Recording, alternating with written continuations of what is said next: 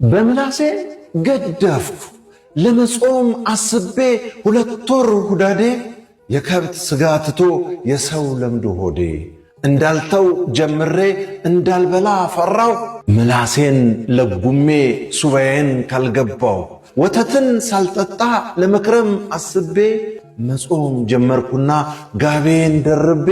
በምላሴ ገደፍኩ ቀርቶ ዶሮ ወጡ እንደኔ እንዳትረክሱ ሐሜት አታላምጡ የከብት ጾማችሁ የሰው ስጋ አትብሉ ፍቅርን ስበኩና ሐሜትን ዝለሉ ወተት እየጾሙ የሰው ደም መጠጣት ዶሮ ወጥን ዘሎ የሰው ስጋ መብላት ፍቅርን እያፈረሱ ጥላቻን መገንባት ስጋ ባለመብላት እጸድቃለሁ ማለት